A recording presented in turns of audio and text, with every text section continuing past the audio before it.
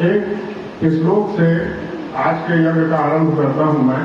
ये श्लोक है महामृत्युंजय महादेव पाहि मां शरणागतम् जन्म मृत्यु जरा व्याधि पीडितः कर्मबन्धना। हे शंकर भगवान, आपको हमारा सशक्त नमन है, हमारा प्रणाम है। मनुष्य जो है जीव संसार में कर्म के बंधन से अनेक प्रकार के जन्म लेता है, मृत्यु को प्राप्त करता है, बुढ़ापे को प्राप्त करता है और व्याधि को प्राप्त करता है। तो जीव हर योनि में जाएगा महाराज, लेकिन हर योनि में वो मृत्यु को प्राप्त होगा। किसी भी योनि में जाए, संसार का कोई भी जीव वो मृत्यु को प्राप्त होता है और उसके जीवन में अनेक प्रकार की बाधाएं आएंगी। तो जन्म मृत्यु जरा व्याधि ये कर्म के बंधन से जीव भोगता है। ये जो हमारा शरीर है, ये शरीर हमारा एक दिखता है, लेकिन वास्तव में ये शरीर हमारा दो है। हमको देखने से शरीर एक लगता है, लेकिन शरीर हमारा दो है। एक ये जो हम देख रहे हैं, जो हम जिसको देख सकते हैं, ये स्थूल शरीर है। ये जो देख सकते हैं ये स्थूल शरीर है, और जो इसके अंदर में जो प्राण है जिससे ये शरीर चलता है, वो सूक्ष्म शरीर है। तो ये जो शरीर है, ये शरीर कोई काम का नहीं है जब तक कि इसके अंदर में प्राण ना हो। ये शरीर में ताकत नहीं है, इस शरीर में बुद्धि नहीं है, लेकिन हमको देखने से ऐसा लगता है कि यही शरीर में सब कुछ है। इतना सुंदर शरीर है, इतना इसको ज्ञान है, इतना इसका बल है, इतना इसका ताकत है, लेकिन वास्तव में ये जो स्थूल शरीर है, ये किसी काम का नहीं है जब तक कि इसके अंदर में जीव न रहे, प्राण न रहे। जैसे शरीर से प्राण निकल गया, आदमी बोलता है ना, कहाँ बचेगा, ऊपर प्राण निकल गए। इस शरीर से यदि प्राण निकल जाएगा तो ये शरीर किसी काम का नहीं बन जाएगा। उसके बाद ये शरीर न हिलेगा, न डोलेगा, न उसकी बुद्धि काम करेगी, उसका शरीर का कोई भी अंग काम नहीं करेगा। और उस शरीर से जो संबंध है परिवार का, माता पिता भाई बहन, वो सब रोएंगे और उसको कोई असर नहीं पड़ेगा, क्योंकि उसके अंदर से शरीर से अंदर से प्राण निकल गया है। तो आदमी बोलेगा जल्दी जल्दी ये तैयारी कराओ, ये लेकर आओ, और जल्दी जल्दी तैयारी करके आदमी ले जाके शमशान में महाराज चिता में लिटा के और अग्नि दे देता है। हाड़ जरे तोर बन कस लकड़ी, केस जरे बन ढासा, ढाई मन के काया जल जे, धुआं उड़े आकाशा। धुआं उड़ गए, राख बच गए। माता तुर रोवे घर घर, बहिनी रोवे छह माता, दुनिया जब के तसरे खत्म तो तमाशा। दुनिया वहीं रहती है महाराज, और उस जीव का खेल जो है खत्म हो जाता है। हाड़ जले तो बड़ कस लकड़ी, केस जले तो घाटा। तो वो जो प्राण निकल गया शरीर से, जिसके बिना इस शरीर का कोई मोल नहीं है, वो कहाँ जाता है? वो प्राण कहाँ जाता है? कैसे योनि को प्राप्त करता है? तो वो जो प्राण है वो पहले कहा जाता है इस लोक को छोड़ देता है, पृथ्वी लोक को, वो परलोक चला जाता है। आदमी पूछते हैं कि फलाना आदमी है, वो तो परलोक से भाग गए, माने इस लोक को छोड़कर किसी दूसरे लोक में चले गए। अब उस लोक में जन्म मृत्यु जरा व्याधि पीड़ितम कर्म बंध नहीं, कर्म के बंधन से उसको योनि प्राप्त होगी। उस लोक से वो जिस योनि में जाना है अपने कर्म के अनुसार उस योनि में वो जाएगा। लेकिन यहां से कहां जाएगा? परलोक जाएगा। अब परलोक में महाराज 7 लोक ऊपर है, 7 लोक नीचे है। अभी जो महाराज बताए भू भुवन जन तप इत्यादि 7 लोक ऊपर और नीचे भी है। पाताल, तलातल, रसातल, सुतल, 7 लोक नीचे, 7 लोक ऊपर। अब उस जीव का कर्म कैसा है, उस कर्म के अनुसार किस योनि में जाना है, किस लोक में जाना है, ये निश्चित है। उस लोक में जाएगा, उस लोक से उस योनि में जाएगा। अब कभी कभी ऐसा होता है कि कोई जीव जब शरीर से निकला, प्राण जब निकल गया, तो किसी कारणवश आगे आएगा प्रसंग में, इस लोक से जा नहीं पाता, इसी लोक में रह जाता है। उसको बोलते हैं प्रेत योनि। उसको लोक नहीं मिला, गति नहीं बनी महाराज, गति नहीं बनी तो वो हो गया प्रेत, और प्रेत होकर के भटक रहा है। और जब भटक रहा है तो अनेक प्रकार के कष्टों को और दुखों को वो इसी लोक में पाता है, क्योंकि वो दूसरे लोग जाए उसको योनि मिलेगी नहीं है। तो उसके लिए जो है हमारे वैदिक परंपरा के अनुसार श्राद्ध का कर्म करते हैं। इसका 10 श्राद्ध करो, मासिक पिंडा दो, 6 मासिक पिंडा दो, त्रैमासिक पिंडा दो और वार्षिक पिंडा दो। 1 वर्ष का ये सबके लिए इसलिए किया जाता है, उनके जो परिजन होते हैं कि वो श्राद्ध का कर्म करें, ताकि जो है यदि, क्योंकि अब हम लोग तो बोलते हैं महाराज जैसे कोई भूले गए थे क्या हो गएगा, वो स्वर्गवासी हो गया। हम तो सबको बोलते हैं कि स्वर्गवासी हो गया। अब वो कौन सा वासी हुआ, कौन से लोग का वासी हुआ, हमको नहीं मालूम। इसलिए हमारी सनातन परंपरा में परंपरा बनाई गई कि उनका कर्म अच्छे से करो, उनका 10 श्राद्ध करो, उनका मासिक पिंडा श्राद्ध सब करके, और ताकि यदि इस लोक में हो तो उनको गति मिल जाए, इस लोक में रहकर कष्ट ना पाए, उनको गति मिल जाए। इसलिए श्राद्ध कर्म किए जाते हैं, वार्षिक पिंडा किए जाते हैं। और उसके बाद यदि आप सक्षम हैं, आपके मन में भाव है, तो वार्षिक श्राद्ध के समय आप श्रीमद् भागवत का पाठ करा दीजिए। तो श्रीमद् भागवत का पाठ ये निश्चित करता है कि आप श्रद्धापूर्वक श्रीमद् भागवत का पाठ सुनेंगे, कहेंगे, तो ये निश्चित हो जाता है कि वो जो मृतात्मा है वो निश्चित रूप से उसकी गति बन जाएगी और अपने लोक में चली जाएगी। बोलिए वृंदावन बिहारी लाल की जय। तो हमारे बहुत प्रिय थे खगेश्वर देवानंद जी, उनके वार्षिक श्राद्ध में श्रीमद् भागवत कथा कहने के लिए देवानंद परिवार के द्वारा, विशेषकर रमेश देवानंद के द्वारा मेरे को बोला गया।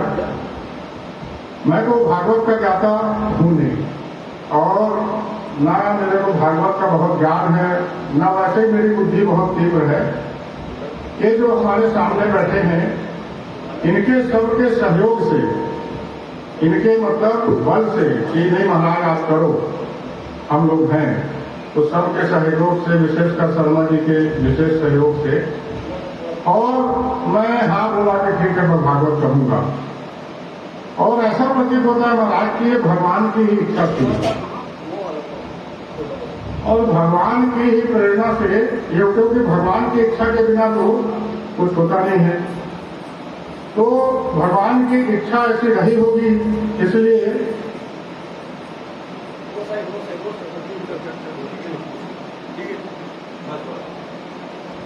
भगवान की इच्छा ऐसी रही होगी, इसलिए ये श्री कृष्ण भगवान की कृपा है, आशीर्वाद है कि उनकी कृपा से मेरे को अवसर मिला। मैं पहली बार सार्वजनिक रूप से भागवत कह रहा हूँ। मैं भागवत कभी कहा नहीं हूँ, एक प्रेम में और सबके सहयोग से, और मैं पहली बार व्यास में मैं आसीन हुआ हूँ। लेकिन एक भागवत का मूल मंत्र मैं पहले आपको बता देता हूँ कि अपना मन साफ है, और भगवान श्री कृष्ण का यदि हम ध्यान रखेंगे तो हमारा हर कार्य सफल होगा। इसलिए मैं भगवान श्री कृष्ण का वंदन करके, उनको अपने हृदय में ध्यान करके भागवत कथा कहता हूँ।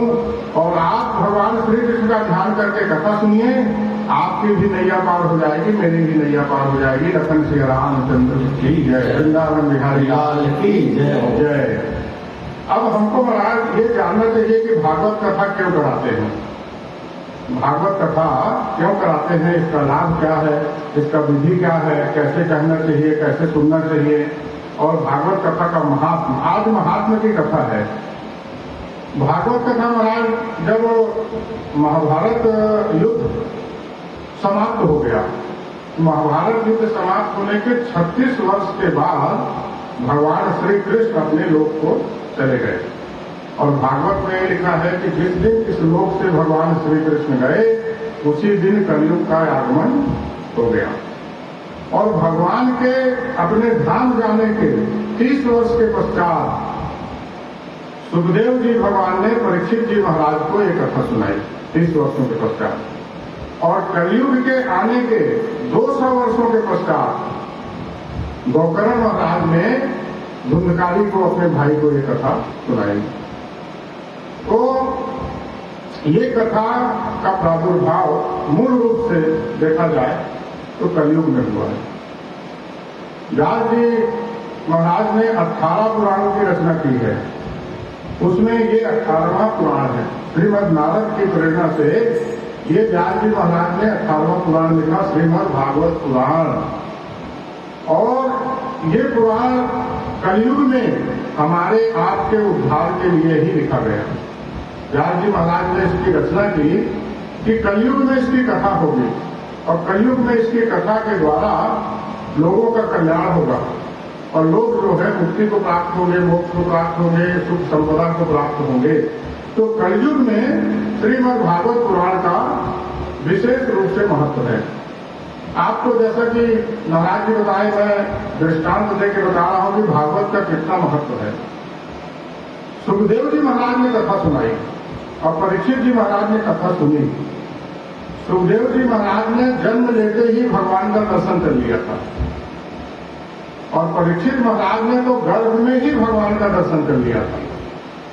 अब जब कथा सुनाने वाले और कथा सुनने वाले ऐसे महापुरुष हैं जिन्होंने जन्म के पहले और जन्म से ही भगवान के दर्शन कर लिए, तो वो कथा कोई साधारण कथा नहीं हो सकती। और जब महाराज सुखदेव जी आ गए और आसन दिया गया, परीक्षित महाराज ने उनको आसन दिया और सुखदेव महाराज जब आसन पर विराजमान हो गए तो वहां पर सारे देवता लोग आ गए। लिखा है, परीक्षते कथा तुम सभायाम संस्ते सुभा तुम देवास्त्रो समान। जैसे ही सुखदेव महाराज कथा आरंभ करने लगे, सारे के सारे देवता आ गए। अब कैसे आए देवता? सुधा कुंभ, स्वर्ग में अमृत होता है, उस अमृत के कलश को लेकर देवता लोग आ गए। और देवता लोग हाथ जोड़कर सुखदेव जी महाराज से विनती कर रहे हैं। क्या विनती कर रहे हैं?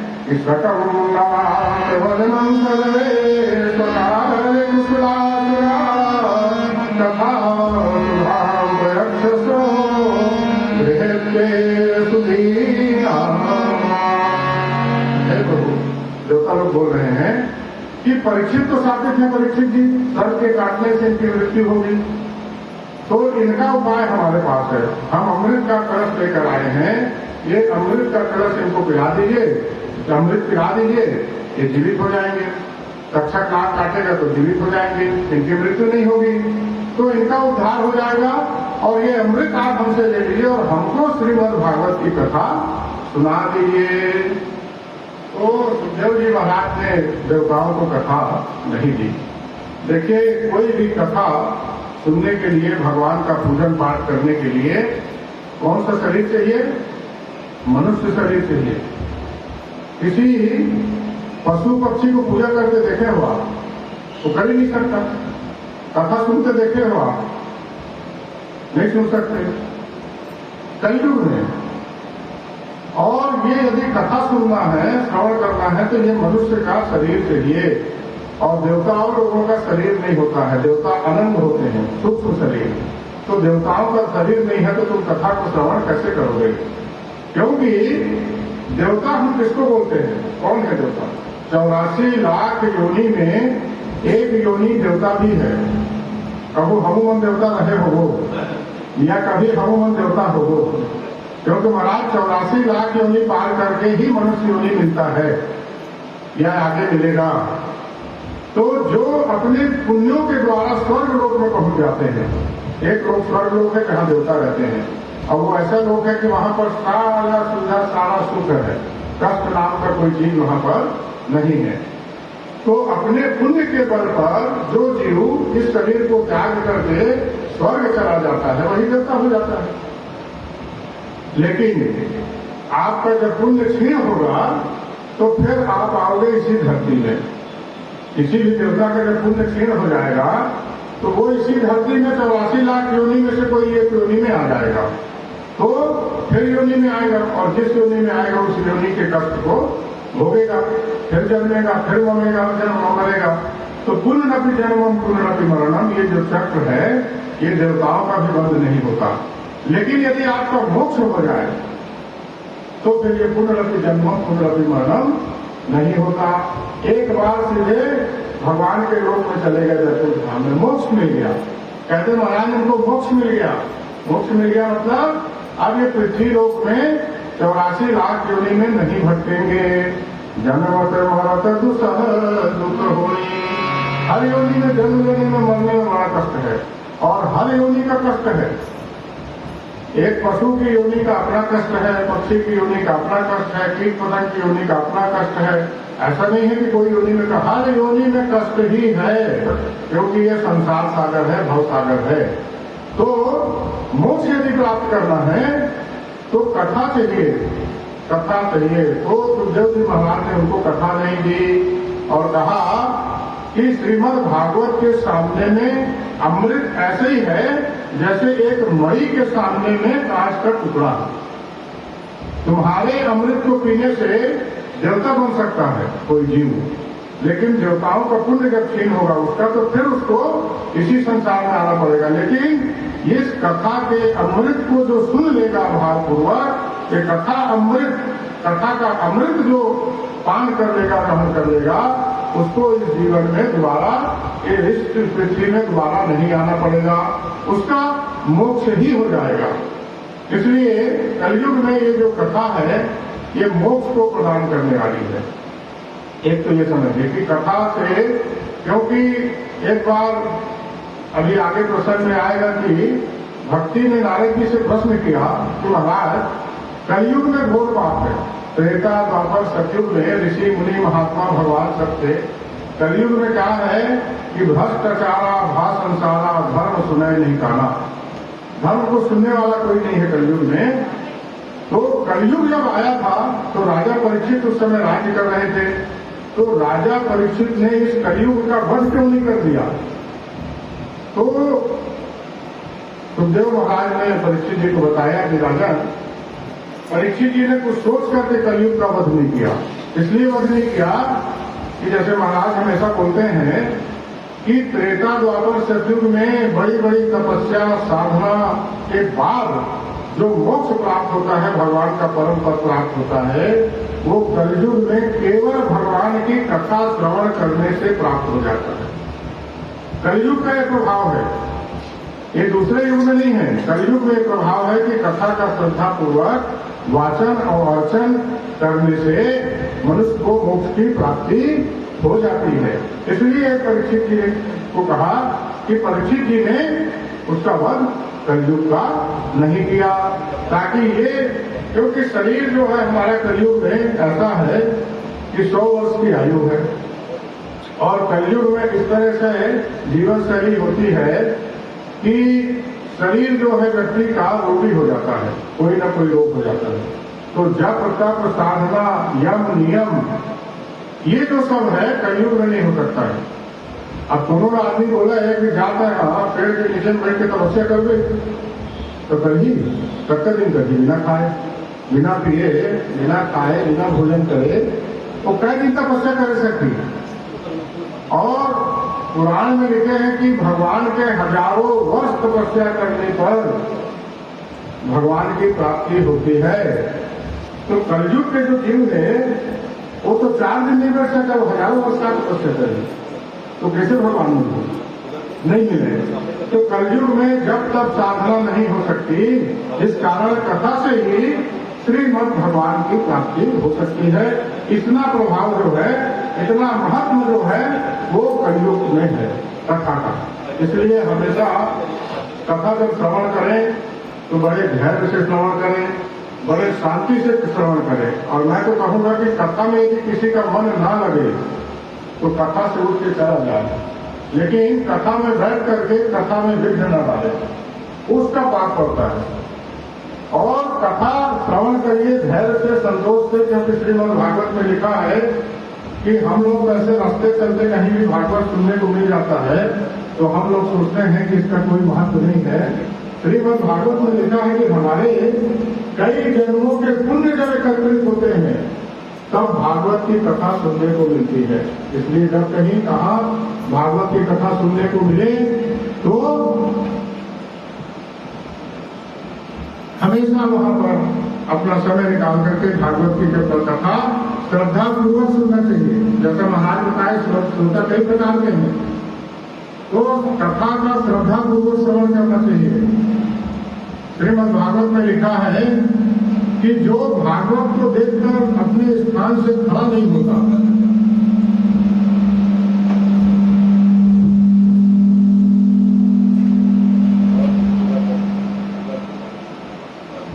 जो भागवत को देखकर अपने स्थान से खड़ा नहीं होता और जो श्रीमद् भागवत को प्रणाम नहीं करता, वो चंडाल के समान है। ऐसा भागवत में लिखा हुआ है। इतना भागवत का महत्व है कि आप देखिए, अमृत देने के बाद भी देवताओं ने जो है वो मांगा, लेकिन उसके बाद भी जो है सुखदेव जी महाराज ने उनको कथा नहीं सुनाई। अब एक बार ऐसा कि कलयुग में नारद जी जो है वो पृथ्वी लोक में आए। अब पृथ्वी लोक में नारद जी का तो आना जाना हमेशा, त्रेता में, द्वापर में, सतयुग में नारद जी समाचार लेने और यहाँ का समाचार वहां देने नारद जी आते रहते थे। तो कलयुग में, कलयुग आरंभ होने के 230 वर्ष के पश्चात नारद जी कलयुग में भ्रमण करने आए। देखे कलयुग में, कलयुग से महाराज परीक्षित जी ने एक वरदान मांगा था, क्योंकि कलयुग ने स्थान मांगा तो परीक्षित जी राजा थे, तो स्थान राजा ने दिया। तो कलयुग से एक वरदान मांगा था परीक्षित जी ने। क्या वरदान मांगा था? कि 5000 वर्ष अपना प्रभाव नहीं दिखाना। ये परीक्षित महाराज ने मांगा था कि 5000 वर्ष तक अपना प्रभाव नहीं दिखाना। लेकिन कलयुग का यही तो विशेषता है कलयुग का, कि किसी के विश्वास में आप रहे और धोखा खाए। परीक्षित जी महाराज जब तक इस धरा में थे कलयुग ने अपना प्रभाव नहीं दिखाया, लेकिन परीक्षित जी महाराज जैसे ही इस धरा से चले गए, कलयुग ने अपना प्रभाव दिखाना आरंभ कर दिया। इसलिए जब नारद जी आए तो कलयुग में चारों तरफ देख रहे हैं, प्रेम का अभाव है, भक्ति का अभाव है, ज्ञान का अभाव है, भक्षा भक्ष लोग कर रहे हैं, बड़े छोटों का आदर सत्कार नहीं है, और धर्म से ज्यादा लोग अधर्म की तरफ बढ़ रहे हैं। तो नारद जी ये सब देख करके बड़े दुखी हुए। और जब जा रहे थे नारद जी, तो उन्होंने देखा कि यमुना के तट पर 2 व्यक्ति जो है बुजुर्ग से हैं, वृद्ध हो गए हैं। उनके शरीर में ऐसा लग रहा है कि जैसे प्राण नहीं है, निस्तेज जैसे जो है शरीर में, और वो 2 पड़े हुए हैं। और उनके पास में एक युवती बैठी हुई रो रही है। एक युवा स्त्री वो दोनों वृद्धों के पास बैठी हुई रो रही है। और नारद जी ने देखा तो नारद जी ने पूछा, तो नारद जी को जब उसने अपना परिचय बताया कि मैं कौन हूं, तो नारद जी को बड़ा आश्चर्य हुआ।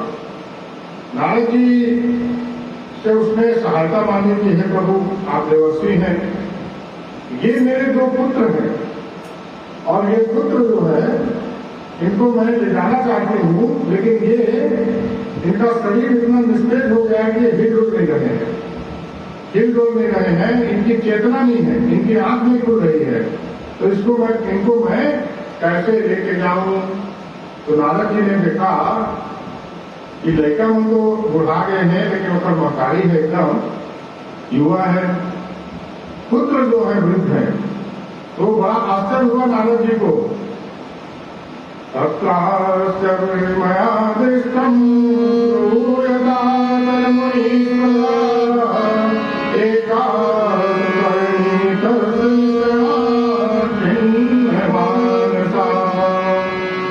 युवा स्त्री जो है वो उनकी माँ है, और वो तो पड़े हुए हैं वृद्ध जैसे, जिनके शरीर में प्राण भी नहीं है, मतलब प्राण है लेकिन निस्तेज है, वो उनके पुत्र हैं। बड़ा आश्चर्य हुआ।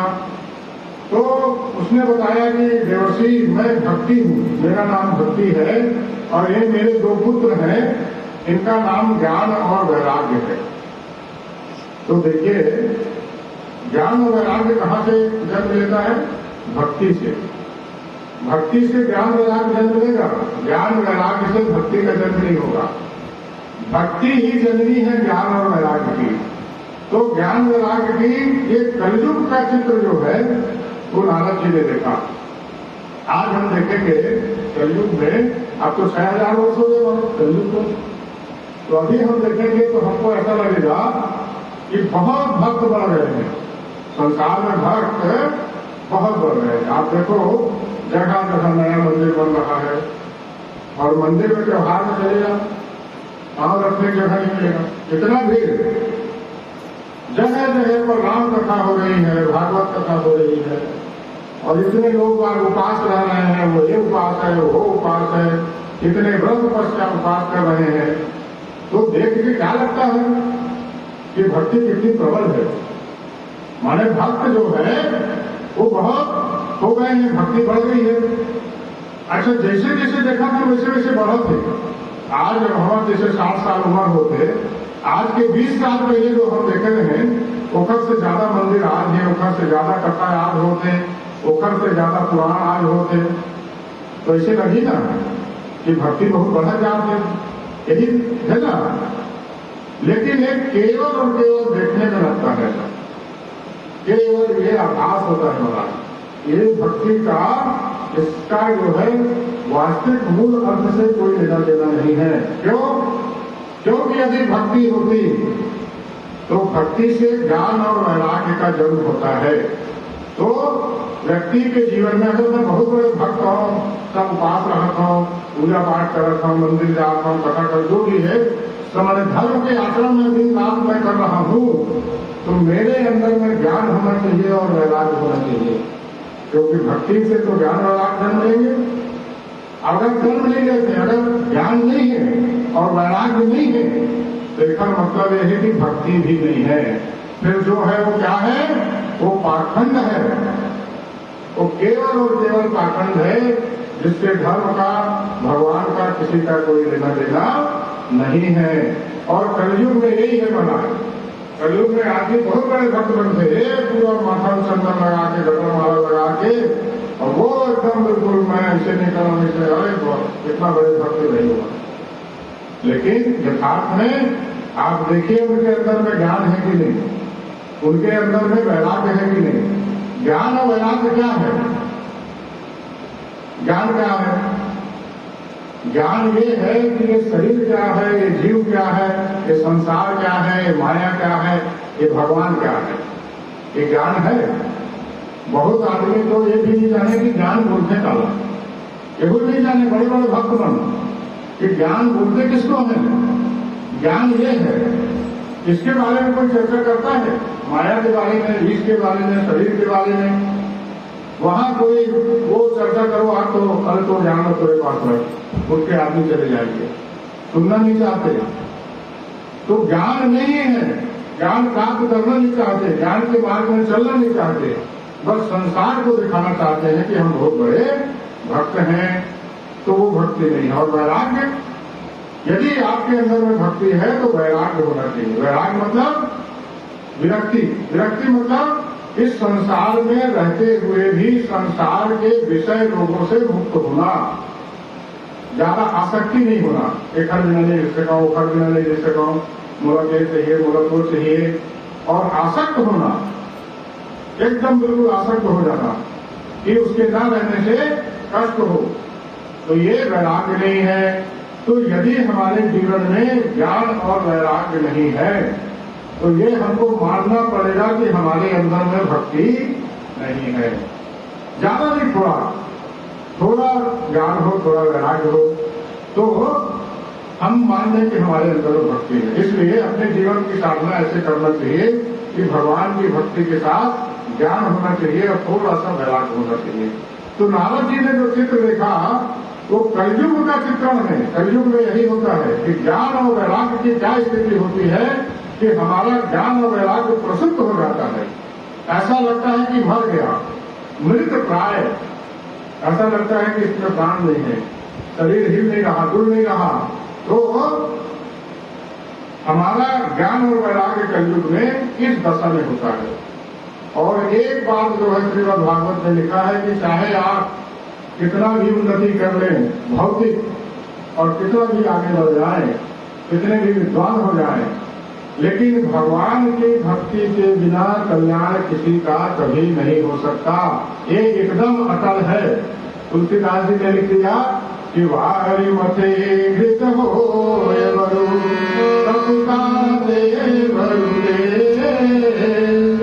बिनु हरि भजन न भव तरही यह सिद्धांत रेती रगड़ने से तेल मिल सकता है और पानी को मथने से घी निकल सकता है, लेकिन कलयुग में भगवान की भक्ति के बिना कल्याण नहीं हो सकता। हमको लगता है कि धन दौलत से हमारा कल्याण हो जाएगा, हम बड़े सुखी हो जाएंगे, लेकिन वो मूलतः जो है इससे कल्याण तो साधन है, सुविधा के साधन है, आपके पास है, सुविधा है, साधन का भोग करो आप, लेकिन जो कल्याण होगा, जो गति बनेगी वो भगवान की भक्ति से ही होगी।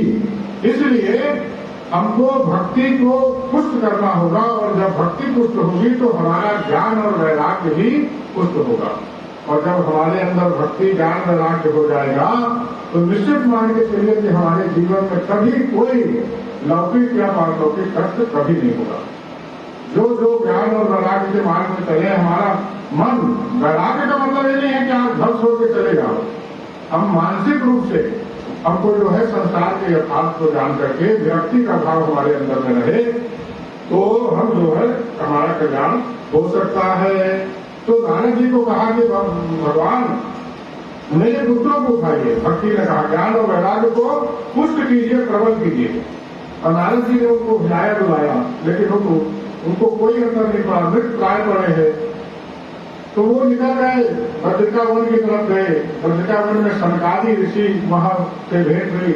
सनकादि ऋषियों से उन्होंने ये प्रश्न रखा कि महाराज किसी जीव का कल्याण कैसे होगा? ज्ञान और वैराग्य जो है इस तरह से निस्तेज हो गए हैं, तो किस तरह से वो जो है सक्रिय होंगे, उनमें बल आएगा और ज्ञान वैराग्य पुष्ट होगा। तब सनत कुमारों ने जो है, सनकादि महाराजों ने नारद जी को कलयुग में, ध्यान रखें, कलयुग में पहली बार किसी ने किसी को बताया कि श्रीमद् भागवत महापुराण के कहने से, कथा करने से ज्ञान वैराग्य भक्ति की पुष्टि होती है। इसलिए हे नारद जी, आप जो है श्रीमद् भागवत कथा का आयोजन कीजिए। महाराज भागवत में जो लिखे बताता हूं कि श्रीमद् भागवत कथा का आयोजन करने वाले पहले जो है महापुरुष वो नारद जी बनाए। और कथावाचक कौन? सनकादि, सनत कुमार। ये पहली बार आयोजन हुआ। फिर बद्री गंगा जी के तट में वहां पर ले गए और वहां पर ले जाकर के उन्होंने जो है इनको बुलाया, सनकादि ऋषियों को, और श्रीमद् भागवत की कथा करवाई। और श्रीमद् भागवत की कथा हो रही है ऐसा जानकर बड़े बड़े ऋषि मुनि वहां आ गए। और 7 दिन तक, आगे कथा में प्रसंग आएगा तो चर्चा करेंगे कि भागवत की कथा 7 दिन क्यों होती है। सप्ताह यज्ञ जो है किया गया और 7वें दिन महाराज बड़ा आश्चर्य हुआ। 7वें दिन भक्ति माता जो है अपने दोनों पुत्रों को लेकर के अपने साथ में चलते चलते जो है वहां पर आई और उसने जो है सनकादि ऋषियों को प्रणाम किया।